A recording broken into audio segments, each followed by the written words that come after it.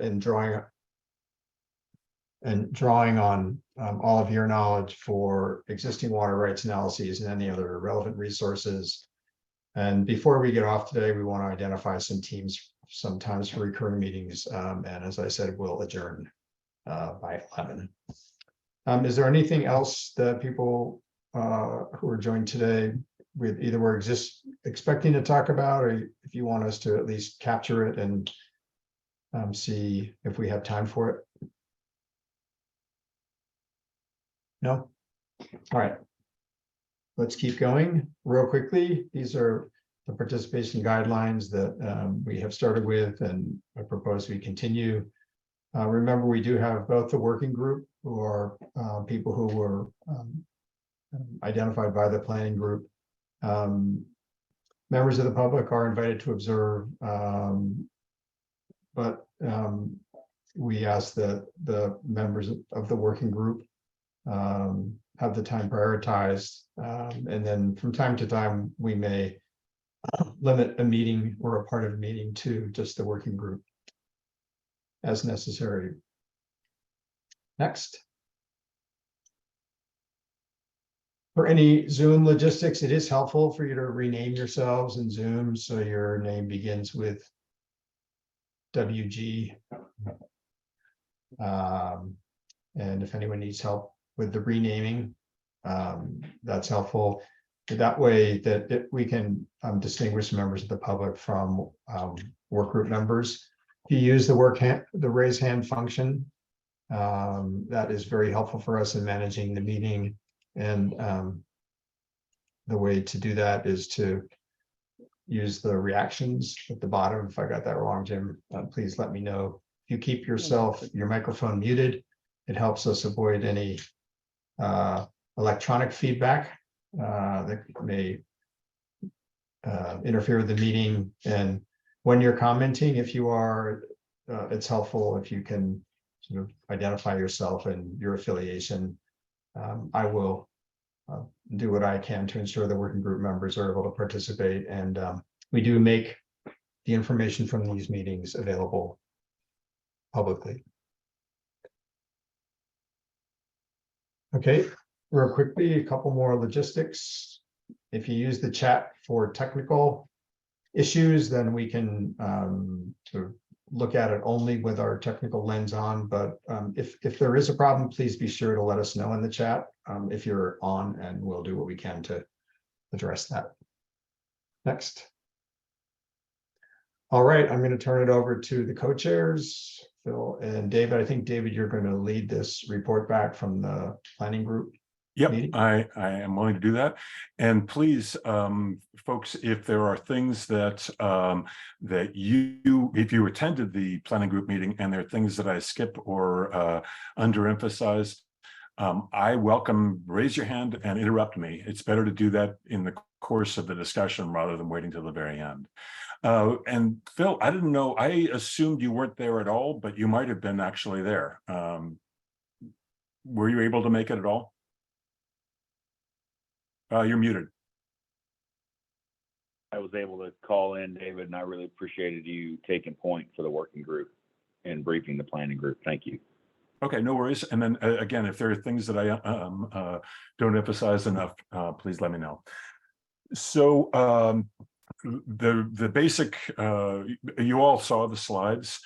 We started late. I believe we were starting about 15 minutes late due to a fairly extensive discussion in the planning group.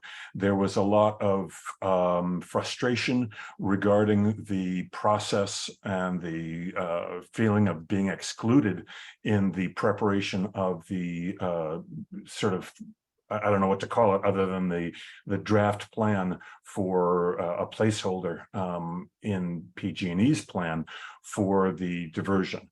A lot of folks felt that it was unreasonable to be excluded from that discussion, even though there were non-disclosures in place and there were reasons why you couldn't really include everybody. There's still a lot of friction is the only way I can say it, and a lot of people being very, very frustrated with the planning group. So I don't want to repeat all that, but there was a lot of friction expressed or a lot of frustration expressed, and duly noted. I believe the planning group is doing everything it can to repair that problem. There's some emotions flying around about this, let's put it that way. And I'm hopeful that everyone can be involved and not essentially boycott or not be actively involved simply because of that frustration. So because we were starting late, I ran through our slides fairly quickly. I'm assuming that all y'all have seen the slides and there isn't really much angst about them. I added some color and some context to the slides just because there's a lot of misinformation and a lot of rumors flying around about this, that, and the other. I don't believe that any of that added information would have been a surprise to any of us, but there was some surprises in terms of just people who weren't informed about certain items. The good news is that as people's attention was really focused elsewhere, or emotional attention, let's put it that way, is focused elsewhere. We didn't get hardly any feedback at all about our proposed work product. I take silence as being assent. I don't know how much they really super were enthusiastic, but the basic idea of delivering them a presentation that's relatively short and relatively high level in time for them to have a common set of information for late November was pretty well received. Again, there were no objections to it. And best of all, there were no adjustments to our scenarios, because I think we have good reasons for having the two scenarios we have. And it's not like people were making random comments saying, oh, I want to hear about this alternative or that alternative. Where there was feedback was, gee, can you make sure to include some bits of extra context? And I think these are all good. They'll make it for a better set of information going to the planning group. Now, some of this context is actually way out of our actual charter or our actual purview, but I think the context is worth our collecting and hopefully won't be too horrendous to collect. So the first bit of context was, hey, when you're talking about the before and the current and the after, make sure to include an acknowledgement of conditions prior to 1912 or whenever it was the dams were put in service. I am going to make a guess that some of that information is either hard to come by or simply unavailable. But we can at least take our best stab at saying, here's what life looked like before these dams are in place. It won't be in any level of detail. It can't be, but the river folks are certainly interested in seeing that context. I think if I had to guess, we'll be able to put something together that is halfway representative. And I don't believe there was any work on that done for the Toom Basin solution. If people do know of some work that was done, that would be extremely helpful. Please do point this out to us, because there's so much documentation it's easy to skip and not notice certain items. So we may have to do some original work here. I hope not a ton. Next, what about climate change? Well, the Toom Basin Solution folks did have, I believe it was 5 scenarios of climate change. So that's not easy to summarize, but I don't believe we need to do any original work there. It's simply reading what's there, interpreting it, and including it in our briefing. The bottom line is that my recollection of the 5 models was there were variations on the theme, but it all amounted to a consensus of dry years will be drier, wet years will be wetter, and drought periods will be longer. Essentially what you have are sticky weather patterns that didn't used to happen, but because of the decline of Arctic winds, fronts and high pressure and low pressure zones tend to get stuck either off the coast or somewhere around Arizona. In fact, we've been experiencing that quite a bit this year, both to our benefit, and that's part of the reason for these long periods of somewhat lower than normal temperatures. There was a lot of input about water efficiency, and particularly about water waste. I have no idea how accurate that input was, but there's a belief that there's a tremendous amount of waste that can be corrected. I don't have any data on that.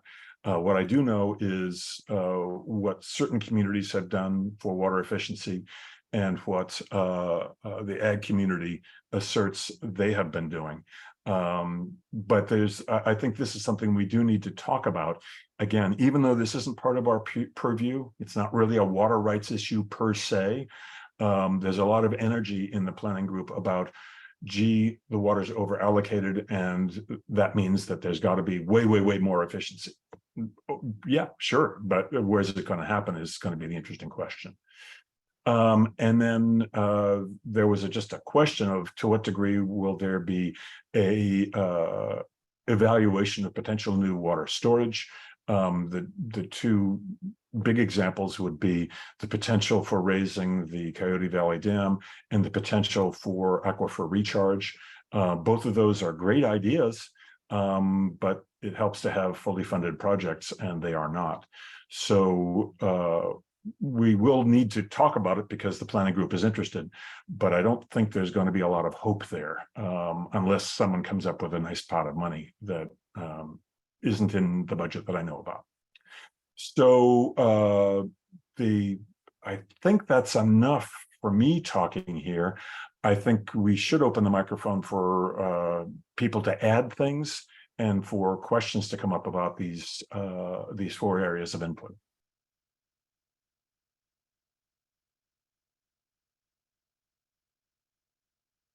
So, Phil, did you have anything you wanted to add?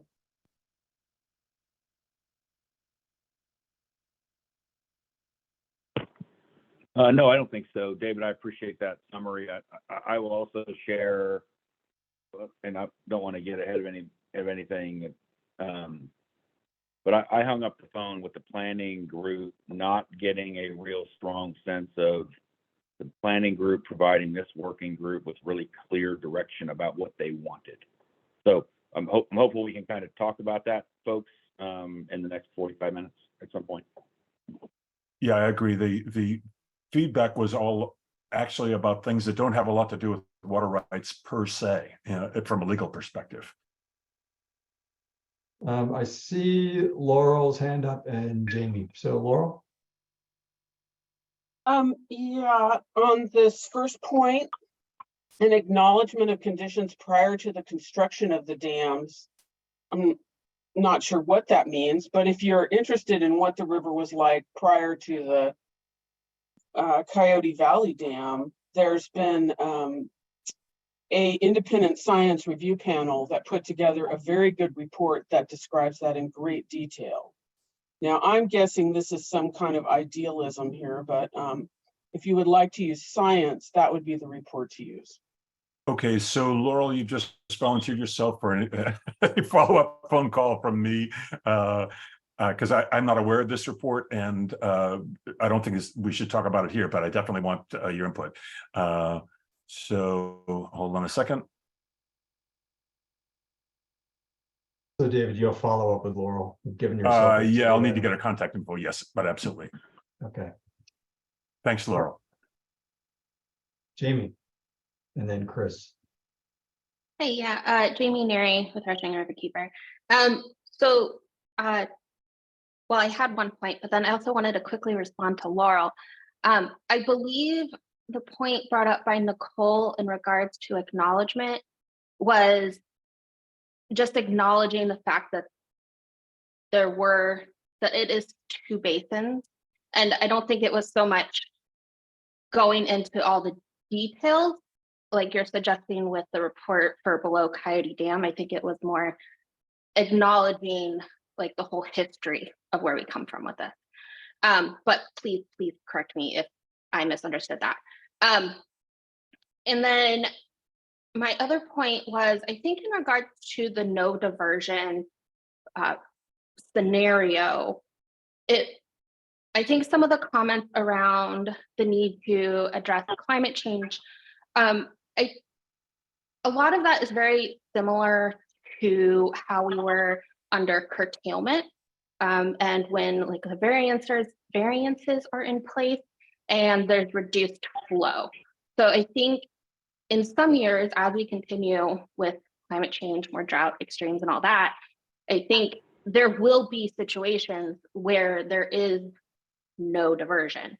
And so I think going through that analysis and seeing what that looks like is important. And I think that's where climate change is something that needs to be considered. Oh, there's no question it needs to be considered. Do you mind volunteering for a phone call from me afterwards? Because I'd like to discuss this a little bit further, but I don't want to take the whole meeting's time on that. Is that okay? Sure, that works. Okay, thanks. Thanks, Jamie. Chris.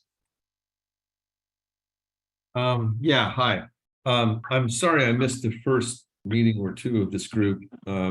Stuff got scheduled and I had conflicts and it was scheduled without my ability to weigh in. I asked a question in the chat at the meeting that didn't get answered, and so I'm going to ask this group. My kind of understanding of what this group was doing or supposed to do was to look at the sort of legal issues relating to water rights and how they might, how we might address those if indeed there was a desire to somehow change the water rights that the Potter Valley Project operates under today in order to enable a continued diversion of water from the Eel to the Russian under many different potential circumstances. And that's, I guess, part of what you're looking at with your proposed project, David's proposed project. I just wanted a sense of where that discussion is and or when that discussion might happen, because it's not at least immediately obvious to me how you take power production water rights, which not all of the Potter Valley water rights are, but many of them are, and change those into consumptive water rights, and sort of what the process would require, what the legal basis or rationale for that might be, and sort of who is looking at that, and what's the process for investigating that further. That is great input. Phil, I think this is an area where you need to come to bat here. Yeah, thanks, Dave. Yeah, Chris, I appreciate that comment and the question.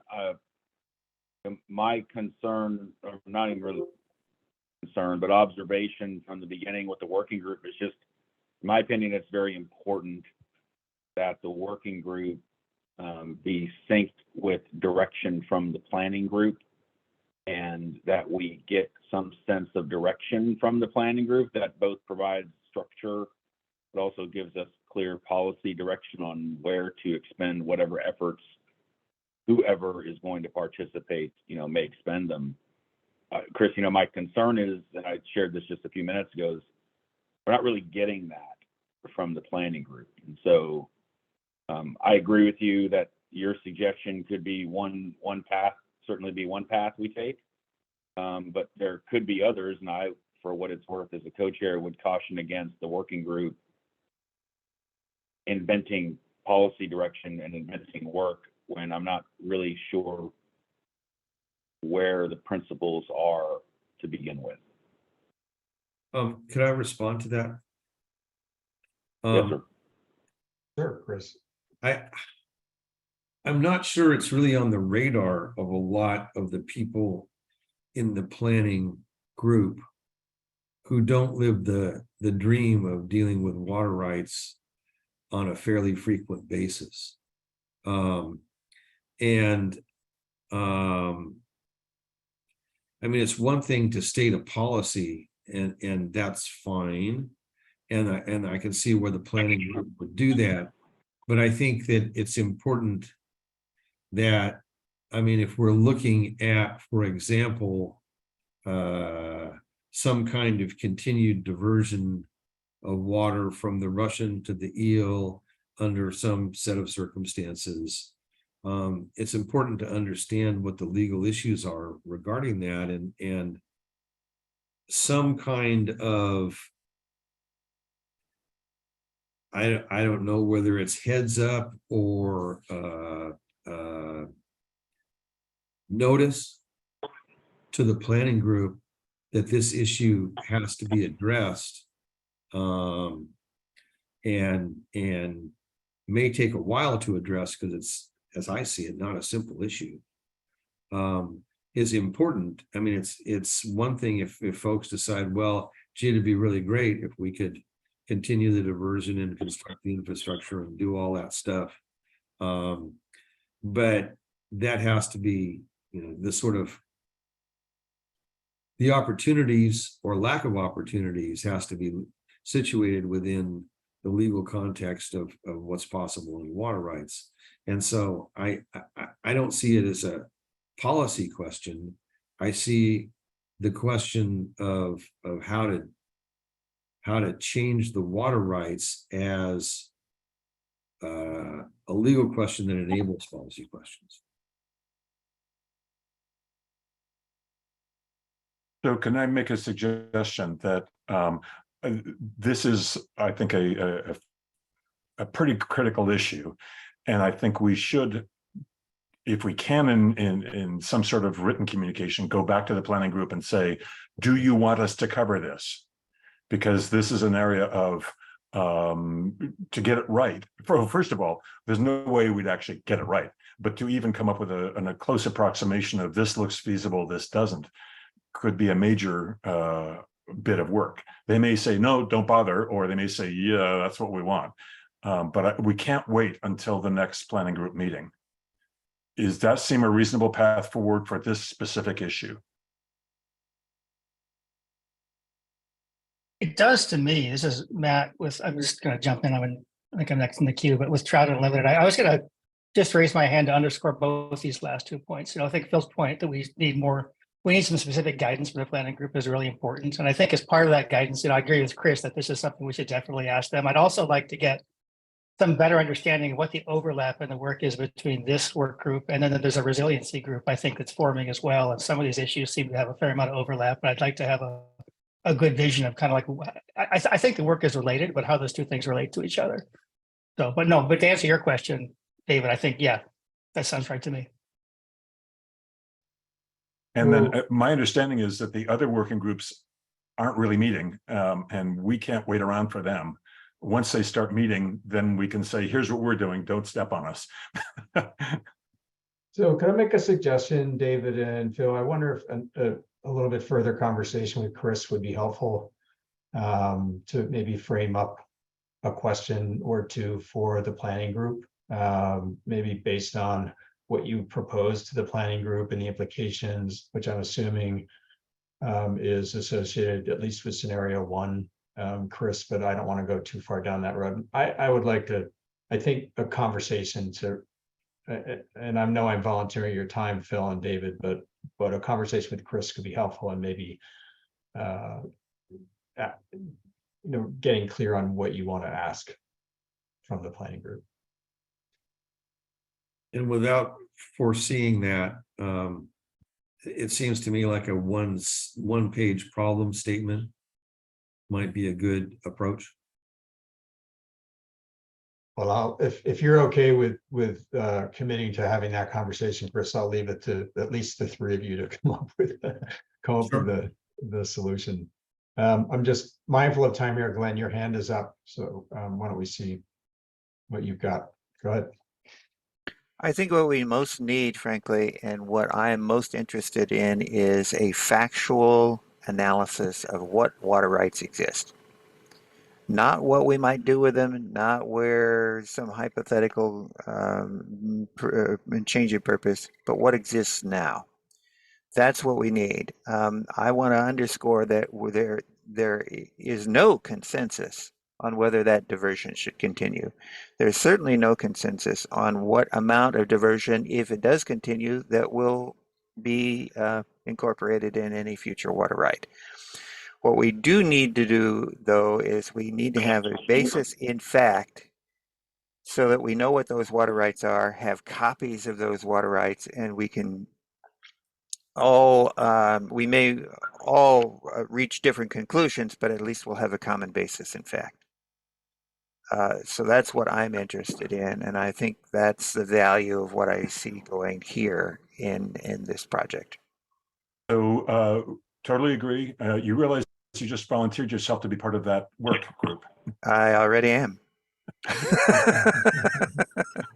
So, and one thing that we did stress with the planning group is when it comes down to itemization level, we'll be lucky to be able to put the 80% of the data in buckets, as in pre-1914, post-1914, yada, yada, yada. The data in most cases simply doesn't exist, and it's manual work for us to go collate it and collect it. So we'll get as far as we can, and that's why we need firepower or horsepower, I should say. Yeah, identifying the data gaps is important in itself. And when we put all the data on the table, we will see, hopefully, those gaps. Yep, Well, I we sure think- will. I mean, this is sort of drifting in the appropriate direction of the level of effort for the work product. So I don't see any other hands up. I appreciate the feedback about some of the comments from the planning group meeting, but why don't we get right into this topic that where the door has already been opened on the work product level of analysis. So Phil, are you going to lead this, or do you want to open it up? I'll be leading blindly, but that won't stop me. No, you'll be accompanied.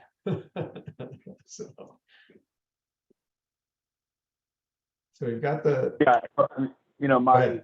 and again, I'm not disagreeing, you know, Chris or Glenn or Matt with anything y'all are suggesting. I just want to highlight and, you know, making sure that this working group is operating within the structure of the planning group, right? I mean, I think there's a distinction between, we got a bunch of really smart people on the water right working group, all of whom have clients. In my mind, there's a distinction between what the client may need and what the working group's principal of the planning group may need, right? So I'm just, again, we went to them last week. We went to the planning group last week, and we suggested this kind of water rights analysis on both basins. Glenn, I think getting to your point a little bit about wrapping our arms around the data, which I fully anticipate will expose, you know, hope at least educate us on gaps in that data on both basins. So I'm all for that, right? I'm just highlighting for the group, for the team, right? It's not like we got real clear direction back from the planning group of, yes, go do this, right? So, but in the absence of direction, quoting General Rommel, you know, attack. So the concept here is to take a look at water rights across both basins. You know, in theory, we've got ERIMs available, although I'm sure any water right lawyer on this call will tell you ERIMs is not great. Certainly doesn't give you a really good picture of the water supply and demand portfolios. And in that case, we are facing, to the second bullet, some pretty significant time and resource constraints right now. That's going to lead to, I think, hopefully a good question about who is able and willing to lend their time and energy into that. And Michael, David, I don't know if you kind of want to stop there on this point or if we keep going. Well, no, I think. I'm Go sorry, ahead, David. Go ahead, David. I think it would be good for us to at least inventory the areas where we actually need volunteer help. And I think we actually need to get on a person by person basis Okay, how many hours a week can you actually put in? There's no point in putting together a plan where, you know, people can only put in an hour and a half a week, and that's all it's ever going to be. We need to scale the work product along those lines. So this is the proposed, you know, work level for the work group members to see. And I think that this is an opportunity to ask questions or sort of ingest the implications of a product at this level. I think you've heard some of those. Is that what you're envisioning? Do you think that there's a need or even guidance from the planning group for something different? Is this not right? But I think right now is a chance to get some input. So Adrian? Hi, I just wanted to add a little bit. I think that we have some of this information. It's from our water sharing program. And we could pull that together and then start looking at where we have gaps. But we've got a lot of that was put together, and we got a little more information last year by actually running the program. So Again, that's all upper Russian River Valley, correct? That wasn't, it didn't extend any further than that, correct? well, the sharing program was pretty much there, but we have information in the lower Russian River also. Oh, good, excellent. So, Yeah, Adrian, and I just sent you some info, David, on your email. All right. Yeah, Phil, did you? No, yeah, Adrian, I appreciate you bringing up the water sharing agreement, but that was obviously a large part in informing my conversations with David and Jim and Mike, right? It's and my observation there is that we've got a lot of data for the upper Russian River. I don't know about whether we have analogous quantity and quality of that data for either the lower Russian River or the Eel, right? So that's kind of my question. I do think we've got the upper Russian River. We should have some pretty good, our arms pretty much wrapped around that, but my observation there is we quickly may run into a scenario where we're, you know, not comparing apples to apples. But I'll highlight, I don't know. I don't know. Right, and so this is actually teed up as, it sounds like a topic for, as part of our conversation. So I think we've got all the right topics on the agenda. We're sort of circulating among them at this point. Are there any input immediately? I see, Matt, your hand's up about the level of analysis, because I want to get to some of these nuts and bolts topics as well about identifying a core team to develop, and then also getting at identifying existing potential resources. So Matt? Yeah, I do. I'm going to leave my video off here because I'm having some hiccup with my Wi-Fi, so I hope I'm coming through okay. But on the fourth bullet there, I just want to make sure I understand.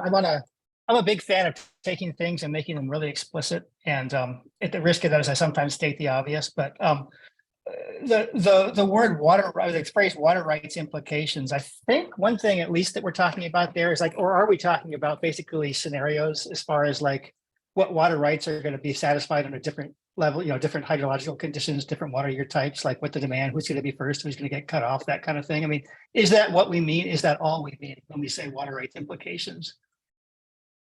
That's kind of my question. To give an answer that's actually not much of an answer, of course, we don't have time to do any real modeling, and we certainly can't model state agencies.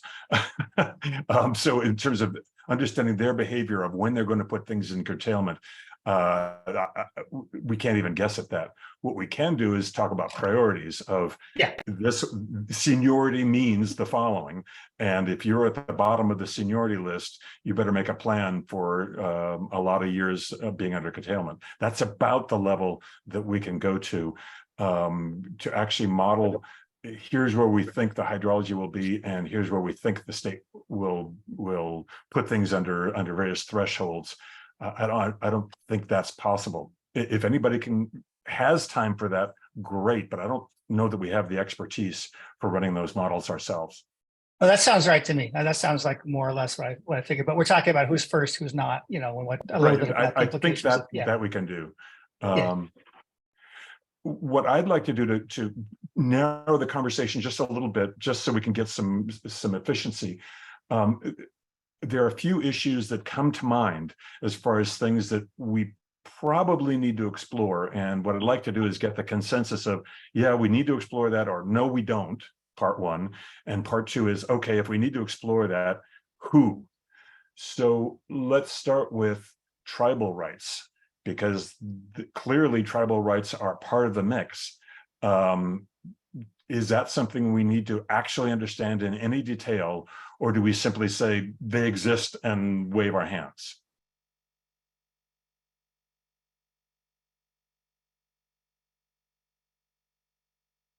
I would say yes. Okay. To the Uh, waving of hands part or what? No, Yeah, no, not exactly. waving our hand, to actually understanding that. How does that fit into the context of our other water rights that were assigned Yeah. by the State Water Board? It does. And there are Yeah. people who have professional expertise in that. and who are those people? Well, Berkey Williams, a law firm for the Round Valley tribes, would be one. They've also represented and represent a number of other tribes. And who's the individual there? Curtis Berkey would be the lead that you're probably familiar with. He's attended some of these sessions, I think. And are they, since they're actually, They're an attorney law firm based in Berkeley who specialize in Indian law, Cool. including water rights. and so we also probably need to talk to the Round Valley folks just to make sure that, hey, do you have some budget for this? Because we need some of their time. Yeah. Lawyers of this ilk are not cheap. Thank you Exactly. for that one. Other input on this sort of subtopic of the degree of input on tribal rights? We I think- also have tribal beneficiaries that Save Cal, so Heitanai, Sintama, Heo Heo, this is Nicole Whipple. I'm a member of the Round Valley Indian Tribes. I'm a working group member under Save California Salmon. The presentation that was given at the planning meeting also included, I'm sorry, I forget the name of the young lady who presented, but she is also she presented on behalf of Berkey. Okay. But she was at the planning meeting, so she may be the one to reach out to. I think so. Does anybody we have- remember her name? Because I don't remember it either. It's Erica, and I forget Erica's last name. Her name is Erica Costa. I can get you their contact information, David. Thank you. That's no problem. Okay. That's wonderful. Thank you very much. Next I know up, that sorry. Save California Salmon is working on tribal beneficial uses, which would be extremely important for the rest of the group to understand and recognize moving forward, especially when we're talking about water rights, moving from, hydro plant to use. So I just wanted to throw that out there, but we have a staff attorney who is working on TBUs at this time, tribal beneficial uses. It's just another idea of things that should be understood. Okay. So if you could forward me that person's, your attorney's information on TBUs, that'd be great. Thanks, Nicole. Adrian, your hand's up. Yes, so Nicole, are the tribal beneficial uses that the North Coast Regional Water Board recognizes, does that cover everything? I wouldn't say it covers everything, but it is a very big hot topic at this time. I can go ahead and give you, I can give the link. The State Water Board is kind of in a hot spot right now because they're being, many tribes there's some suits against the water board already based on tribal beneficial uses, which is why I'm suggesting that this group take a look at those. Yeah, well, the North Coast Regional Water Board actually recognizes those. I think they were the the first regional board to do that and has the tribal beneficial uses listed. So we might look at those and see if that encompasses what we need. Okay, it sounds like I'm not hearing anyone say, David, in response to your question, no. I think it's more a matter of how do we get our arms around this in a way that's gonna sort of be consistent with the overall work product and the available time, and we're gonna need people to help out. So So, and that actually begs the question as far as, do we have any idea if any of these attorneys are authorized to work on stuff with us? Or is Yeah. that something we need to explicitly get funding from the tribes? yeah, we're gonna need to do some work, I think, to better explore that and understand what's available. So just in the interest of time, I want to suggest we keep moving through your fine. list. The next one that we know we're going to have a hole on is the water rights on the, at least the upper area of the Eel River, the upper being between the dams and the Round Valley tribal areas. We believe that there isn't good data there. Does anybody know of any good data source there? Or is anybody on this call actually familiar with those water rights?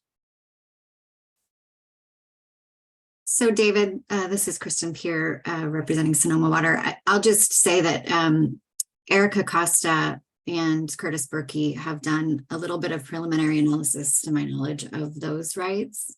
And I think you're right, there isn't a ton of information, but they have done that work. So they may be able to gather that quickly and share it. Hold on a second. Because I'm really interested in recycling other people's efforts as much as possible here. So that sounds like a follow-up item. Yeah. With Erica. Yeah. Yep. Thanks, Kristen. And in terms of people on this call, are there people who want to work on that team? Because I fear that this is going to require some actual effort.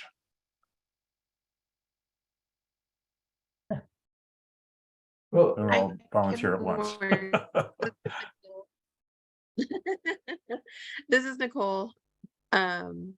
What is I can put some time in on this. And Nicole, if you can talk to Cecile, your attorney, maybe she has some stuff that can be prepackaged pretty quickly. so I think you've got to start, David, on some volunteers, and maybe we need to move into figuring out who is going to be sort of who's going to be part of this core team that I know you and Phil are interested in pulling together. Yeah. And then, so let me just finish my list and then we go to the team definition. The last big one is there's some work that is being done evidently for a flow model of the Eel River post dam removal. That's being done by the folks at Cal Trout. I am going to volunteer them because they're the people who own the model. Is anybody from Cal Trout on the call today? Yes, I'm here, but I haven't been in the thick of that, but yeah, we can get someone. That'd be great. Because clearly you guys are doing some new work beyond what was in the TBS modeling on behalf of the Round Valley tribes. And I need to understand what you got and get my head around it because it's complicated, let's put it that way. So those are my areas of where I'm concerned and needing input. Phil, where do you feel that we need to get some more data or get some more effort applied? Well, David, I think that's a good start. I'm really encouraged to hear that we've got some information on tribal water use in both basins. So I think that's a really good start. Cool. So we've obviously tried to volunteer some lawyers' times. I am prepared to put in a total of 20 hours a week for all parts of the Russian River Water Forum. So that means these meetings, but also homework and calls and that sort of thing. We're going to need to get people committing to a certain number of hours a week to get anything done. So if in fact people can't commit time, we may have to curtail certain parts of the deliverable. I don't know any other way, because we things don't get done if you don't apply effort. Right, so David and Phil, as you're thinking about sort of who you've identified at least tentatively, and I think in addition to yourselves as the co-chairs, you've got Nicole and potentially the staff lawyer there. But again, this is just I'm just coming up with names. I'm not offering people's time right now. I think Erica with Berkey Williams is someone else who's been identified. I think you just heard from Letty potentially as some help. And who else, if I could ask, I mean, that would be what, 5 or 6 people? Are you looking for other volunteers?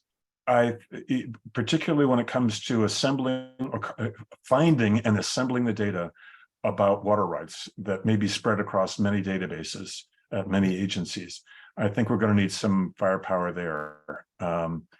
At the very least, we're going to need to have connections into Sonoma Water and the water boards. Now, obviously, Sonoma Water is an active participant.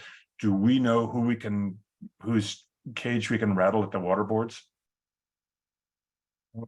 I Yes. promise, and Kristen knows they're not in cages, but Adrian just put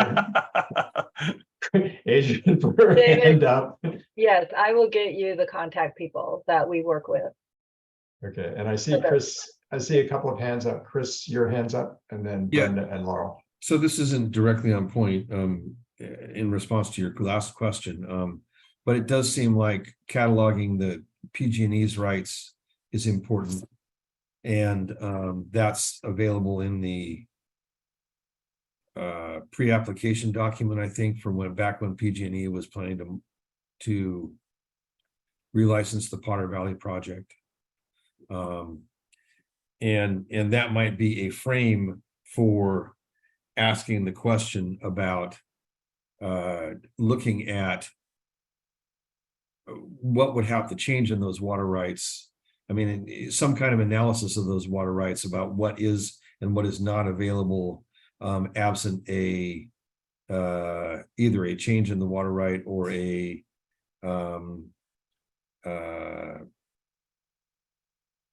continued operation of the hydro project.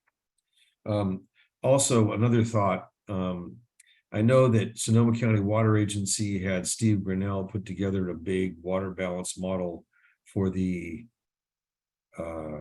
Russian River. And I think it included some interface with the eel. And they weren't able to quantify everything water right by water right because they didn't have that information and they didn't think it was important, but they did sort of create some of the kinds of buckets that you're talking about, I think. And it might be interesting to talk to the folks who worked on that project to see how they organized, I think, what you called categories of water rights, and to get a sense of what level of granularity is necessary for this effort in order to sort of move forward and have a working idea of what all what water rights would be affected by different levels of water availability in different years, etc. So you said it was Steve Burnell, and he works for Sonoma Water, or is he a consultant? He was a consultant. This is Don Seymour, Sonoma Water. So Steve didn't develop the model, that model, Chris. He did some work for us on developing some demand sets that go into the model. But you're referring to our reservoir river operations ResSim model. Correct. Correct. And that model doesn't break up any of the demands by water right type. It's just reach losses. It's broken up into reach losses and it doesn't assign what that, it's just a total reach loss. But there is, there is both these models that were developed. I mean, Sonoma Water working with the Huffman Ad Hoc Technical Water Supply Working Group did develop a ResSim model for the Eel River, and all those results have been summarized, in that Huffman, those results are available on the Huffman Ad Hoc webpage on the modeling that was done. So I guess my question to you, Don, is there some organizational principles that you looked at that might help inform the categories for this group? Not in that modeling, no. So I see a couple of other hands, and I'm just mindful of our time and needing to confirm sort of a group of willing volunteers here before we get off. So Brenda, your hand's up. Yes, I guess maybe David could give me a call offline or something, but I'm happy to work on the tribal issues, but tribal water rights and tribal beneficial uses are really very different. I mean, Lytton was one of the tribes that got the beneficial uses, basically for all basins pushed through, but I'm just not clear on what we're expected to do as far as work. I'm happy to help out on stuff because I do have knowledge about that stuff, but I just am not clear on what needs to be done. Okay, well, maybe that's part of the organizing conversation, David and Phil, is like refining what the focus is going to be for the tribal water rights. Laurel, and I'm just going to keep moving here. I did all of the number crunching for the Mendocino County portion of the Russian River for the water sharing program. So I'm really familiar with the data available. It's all public, it's online. So when people say they don't know where the data is, I'm a little confused. There's the ERIM system that the State Water Board supports. And if you talk to Sam Boland-Bryan at the state board, he can send you a complete spreadsheet of all of the water rights in a particular area. So none of this is hiding anywhere.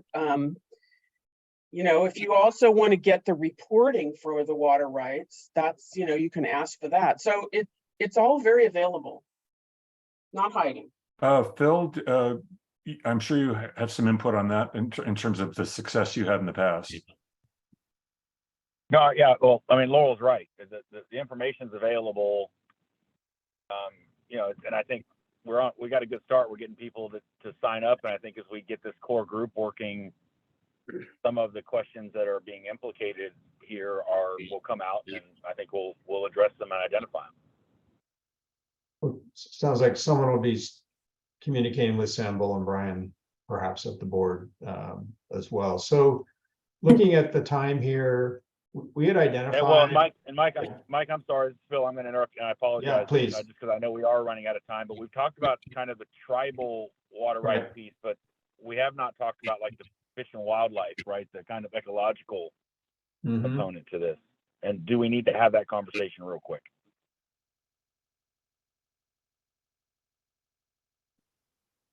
And is the question, Phil, does that need to be part of the work product? I'm anticipating it will be part of some future conversation. And so I guess I'm teeing that up for the group. It's an honest question. Is there an environmental component to this analysis that is distinct from tribal issue?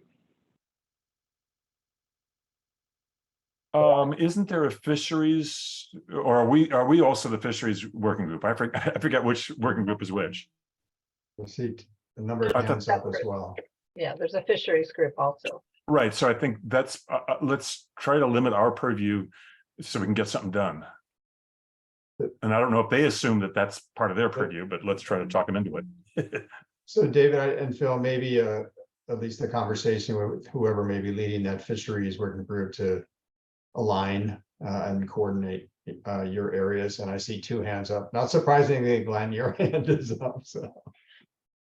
Not surprisingly. Well, NIMS has that information. They do that analysis as part of their ESA incidental take permits for the minimum flows. That is the minimum flows required to prevent extinction. In terms of optimum flows, I don't think that work has been done.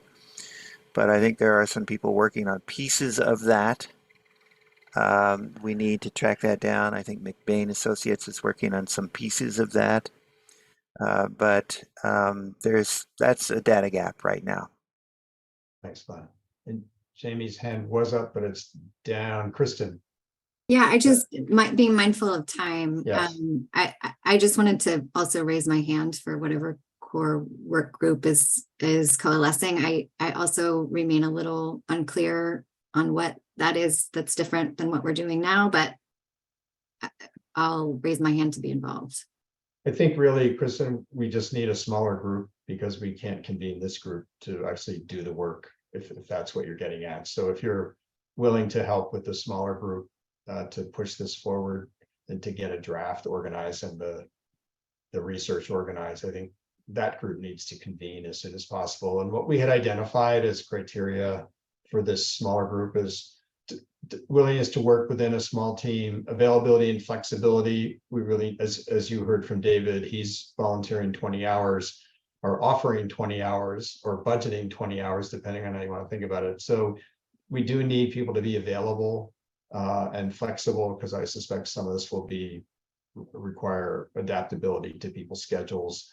And also that you're bringing some relevant water rights expertise. So I think we've got some names, and maybe it may be a blunt effort, but I think what we need to do is to see if there's anyone else we haven't heard from who feels like they're willing to offer their time and can meet these criteria to at least be part of a smaller group conversation, David and Phil, that will help you organize soon, like this week. Is there anyone else who wants to offer now? I think it's important to hear from people now, because once this group gets going, they'll be going, is my guess. Anyone else for the moment? And they'll be reporting back to this group, of course. All right, I think we're going with the people who have identified themselves so far. Phil and David, unless you would like to cast a net again. I think we have enough follow-up calls that we need to do this week to get our minds around the details. We'll probably need to reach out to folks individually as we refine our thinking. Okay. Yeah, Phil? David, I can help you with more contact info. I sent you a few things already. Thank you very much. Thanks, Adrian. Okay, we did want to talk about times for recurring meetings. We have a proposal to meet the third Mondays of the month.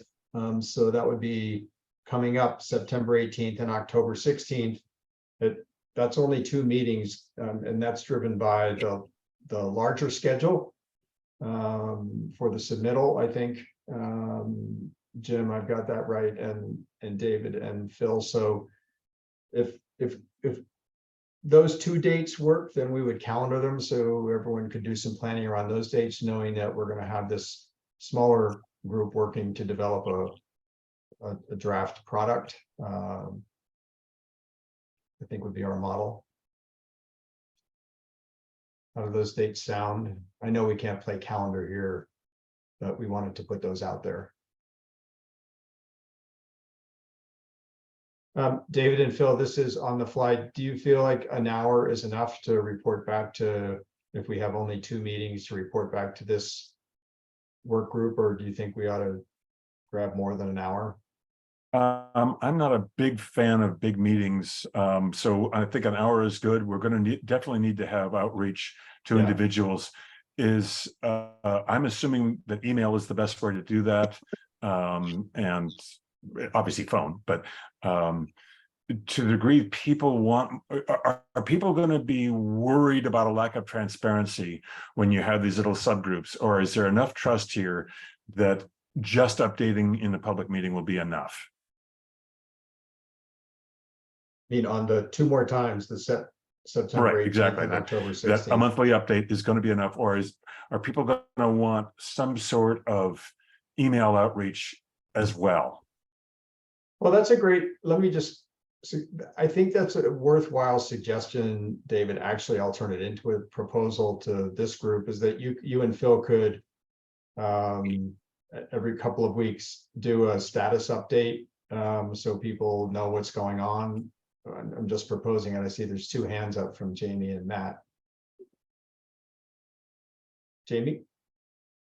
Yes, I would know that Russian Riverkeeper would really like to have updates outside of the planning group meeting. Email, like synopsis would be a good start, but also in each of the working group meetings themselves. And especially if there's like questions or areas of conflict or different issues coming up, I think it would be really helpful for the whole group, for those things to be put to the whole group to try and address, just because the working group is going to have a much larger stakeholder representation than these smaller groups. Right. And so it's good to get multiple perspectives. Got Well, it. the way to get best informed about all this is to volunteer for the. Fair enough, David. Okay, Matt. Yeah, I'll second all that. And I wouldn't characterize it like a matter of transparency or that kind of thing. I just say a matter of efficiency. It might be, I think it would be better to have, Fair. to be able to get a look at this, you know, in advance of, you know, just to kind of have comments going along in a timely manner. And I will say, I am, you know, on the edge here, I shouldn't tell you this, but almost, I would love to volunteer for this work group, but I'm just worried about, you know, not being able to keep up the commitments to it, honestly.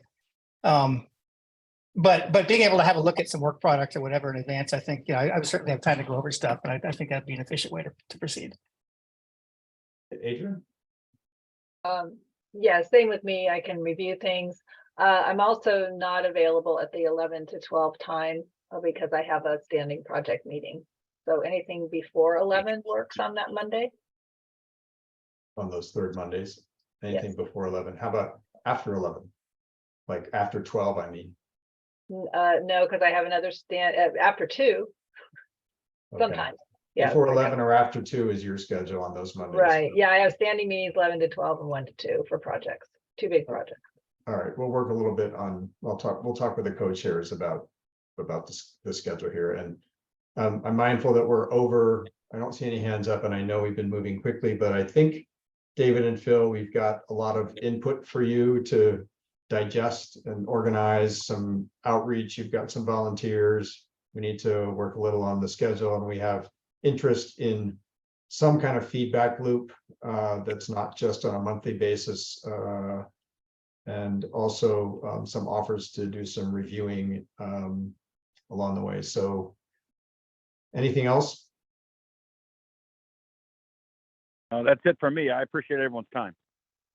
Yeah, thank you. I'm I gonna would have to just jump like to off add- now. Take it easy. Thank you. Hi, this is Nicole. David, is there a chance that you can send the